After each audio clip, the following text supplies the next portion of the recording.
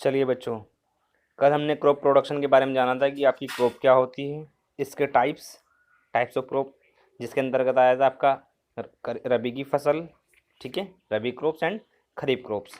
उसके बाद हमने प्रिपरेशन ऑफ सॉइल जाना था, ठीक है। प्रिपरेशन ऑफ सॉइल कैसे होती है, सॉइल को प्रिपेयर कैसे किया जाता है, जैसे हल से जुताई करके या हैरो टीलर वगैरह से, ट्रैक्टर से जुताई करके उसको प्रिपेयर किया जाता है। फिर सीड का सिलेक्शन किया जाता है, ठीक है। फिर उनकी बुआई होती है, ठीक है। बुआई के टाइम पे हमको क्या क्या प्रिकॉशंस, क्या क्या सावधानी बरतनी चाहिए, वो हमने आपको बताया था, ठीक है। आज हम बताते हैं आपको खाद डालना, ठीक है।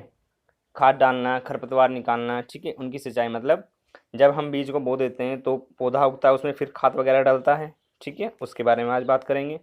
उसके बाद उसके बाद हम बात करेंगे खरपतवार, जैसे आपके कुछ अनवांटेड जैसे घास वगैरह हो जाती है, उनकी सफाई कैसे करनी है हमको, उसके बारे में बात करेंगे। फिर उनकी सिंचाई की बात करते हैं। चलिए सबसे पहले हम बात करते हैं मैन्योर की, ठीक है। मैन्योर मीन्स खाद डालना। हम आ जाते हैं, the top soil has a dark layer made up humus. जो हमारी सबसे ऊपर की परत होती है, ठीक है, वो हल्की सी डार्क होती है, ठीक है। उसमें आपके ह्यूमस पाया जाता है, खनिज तत्व वगैरह पाए जाते हैं। क्या पाया जाता है, जैसे आपके न्यूट्रिएंट्स। न्यूट्रिएंट्स में क्या होता है, N2 means nitrogen, P means phosphorus, K means potassium. ये चीज़ें हमारे पेड़ पौधों के लिए बहुत ही आवश्यक होते हैं, ठीक है। Next, these are essential and beneficial for plants growth, ठीक है। प्लांट्स ग्रोथ के लिए काफ़ी हेल्पफुल होते हैं, ठीक है। अब मैन्योर एक्चुअल में होता क्या है, manure is made of animal. ये एनिमल के थ्रू बनता है, कैसे, जैसे उनका गोबर हो गया, ठीक है, डंग, यूरिन, टॉयलेट हो गया, ठीक है। प्लांट का वेस्टेज हो गया, जो उनका वेस्टेज होता है वो जब सड़ जाता है तो उससे ह्यूमस बनता है, जिसको हम नॉर्मली भाषा में कि हाँ, जैसे गांव में बोलते होंगे हाँ कुर्डी का खाद होता है, ठीक है, वो आपका मैन्योर होता है। उसके अलावा भी हमारे खाद होते हैं, जैसे जो मार्केट से मिलता है ना, उनको बोलते हैं हम फर्टिलाइज़र। फर्टिलाइज़र में क्या होता है, it is mixture of chemical compound. अब हमारे जब हम खाद डालते हैं ज़मीन में या खेतों में खाद डालते हैं तो नाइट्रोजन वगैरह उसमें होती है, फॉस्फोरस होती है और पोटेशियम वगैरह होता है। जब हम फसल उगाते हैं तो वो कम होता चला जाता है, क्लियर। जैसे हम नई फसल उगाई, कोई भी गेहूँ, मक्का, बाजरा वगैरह कोई भी होता है, तो उसने ज़मीन से उसको खींच लिया, ग्रोथ किया पेड़ों ने।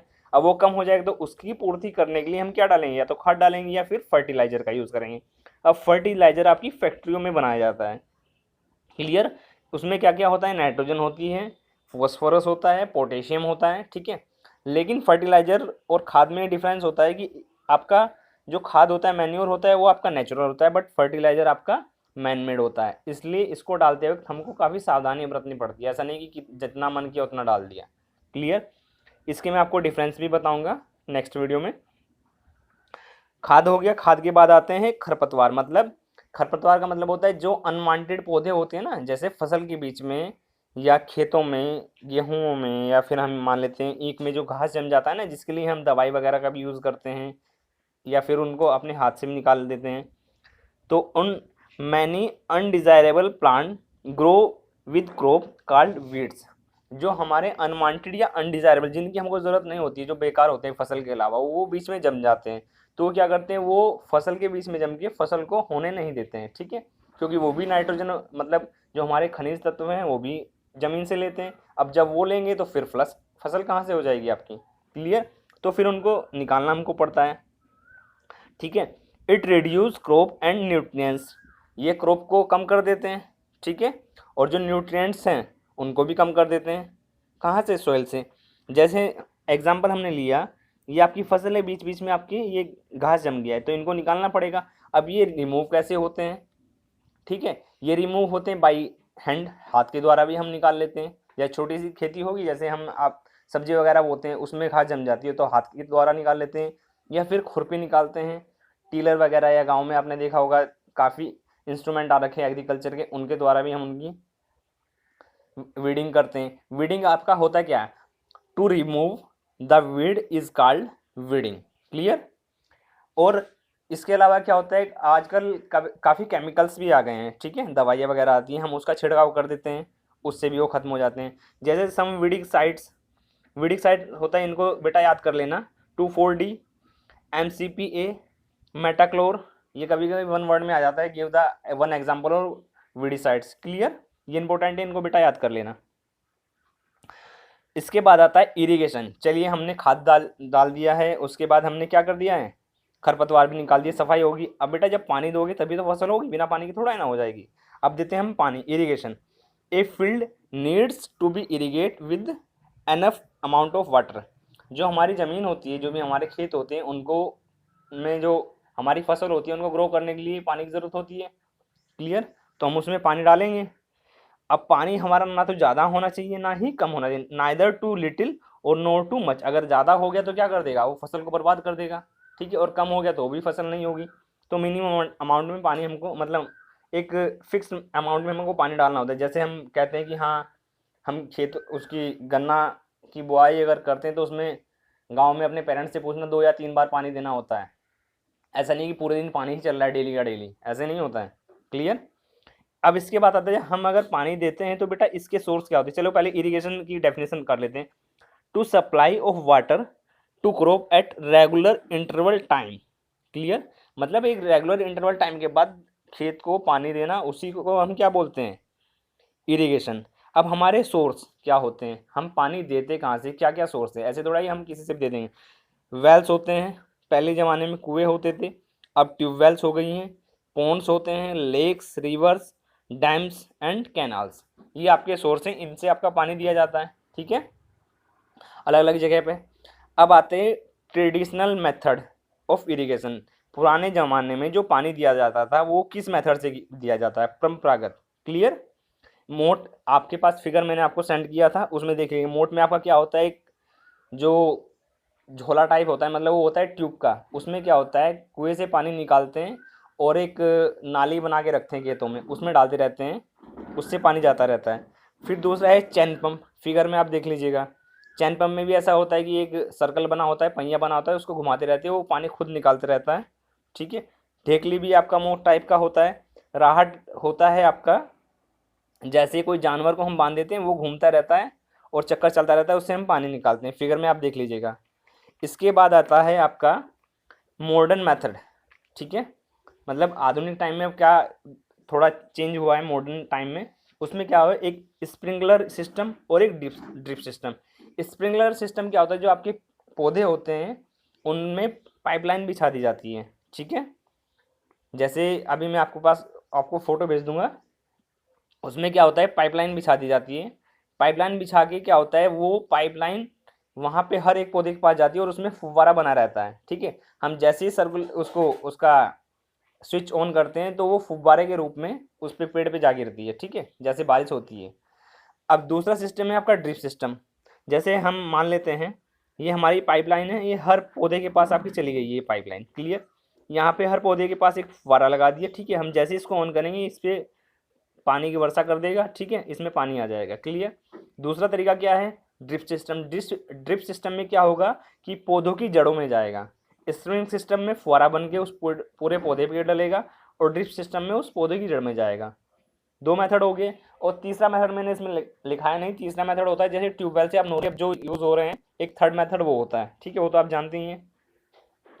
इसके बाद आता है आपका प्रोटेक्शन ऑफ क्रॉप।